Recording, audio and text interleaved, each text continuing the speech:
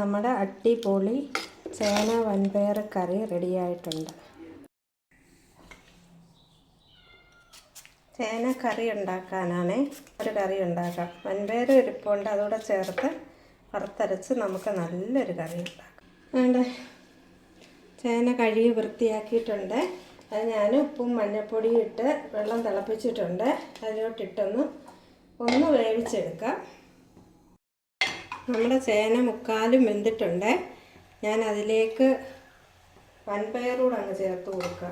അല്പം വൻപയറൂടെ, ഇത് രണ്ടും കൂടെ നല്ലോണം അങ്ങ് വെന്തുടയണം. അതുവരെ നമ്മളിതങ്ങ് വേവിക്കുക. അതവിടെ ഇരുന്ന് വേവട്ടെ. അപ്പോഴത്തേക്ക് നമുക്കിത് വറുക്കാനുള്ള തേങ്ങ, വറുത്തരച്ച് കറിയാണ് ഞാൻ വെക്കുന്നത്. അതിനുള്ള തേങ്ങ, ചുവന്നുള്ളി, വെളുത്തുള്ളി, മുളക് ഇതെല്ലാം കൂടി ഇട്ട് നല്ലോണം തീയൽ പരുവത്തിൽ ഇത് വറുത്തെടുക്കണം.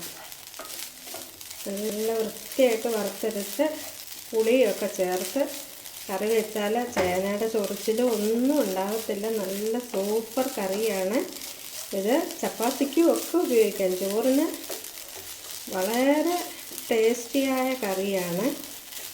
ചോറിനും ചപ്പാത്തിക്കും ഒക്കെ ഉപയോഗിക്കാം. ഞാനിതിലേക്ക് വാളംപുളി പിഴിഞ്ഞതുകൂടെ ചേർത്ത് കൊടുക്കുകയാണ്. ഇത് കിടന്ന് ചേന വേവണം നല്ലോണം, എന്നാലേ ഈ കറിക്ക് ആ ടേസ്റ്റ് കിട്ടത്തുള്ളൂ. നമ്മുടെ തേങ്ങ വറുത്തത് റെഡിയാവുന്നുണ്ട്. അതിലേക്ക് ഞാൻ ഒരു ചെറിയ സ്പൂണ് മല്ലിപ്പൊടിയും, ഒരു സ്പൂണ് കാശ്മീരി മുളക് പൊടിയും, ഒരല്പം കുരുമുളക് പൊടിയും കൂടെ ചേർത്ത് കൊടുക്കുകയാണ്. പൊടിയും കൂടെ ചേർത്ത് കൊടുക്കുമ്പോഴാണ് അതിൻ്റെ നല്ലൊരു ടേസ്റ്റ് കിട്ടുന്നത്. നല്ലോണം പൊടികളൊന്ന് ചൂടാക്കിയിട്ട് നമുക്ക് തണുക്കുമ്പോൾ നല്ലോണം പൊടിച്ചിട്ട് ഇത് അരയ്ക്കണം. നമ്മുടെ ചേനയും പയറും നല്ലോണം വെന്തിട്ടുണ്ട്. നമുക്കിതിലേക്ക് അരപ്പ് ചേർത്ത് കൊടുക്കാം. അങ്ങനെ നമ്മുടെ ചേനയും വൻപയറും ഇട്ട് വറുത്തരച്ച കറി റെഡിയായിട്ടുണ്ട്. അതാണ് നല്ല സൂപ്പർ കറിയാണ്. നല്ല മണം വരുന്നു. നല്ല വറുത്തരച്ച സൂപ്പർ കറി. ഇത് ചപ്പാത്തിയുടെ കൂടെയൊക്കെ കഴിക്കാൻ നല്ലതാണ്. നമുക്കിതിനകത്തേക്ക് കടുക് വറുത്തത് ചേർത്ത് കൊടുക്കാം.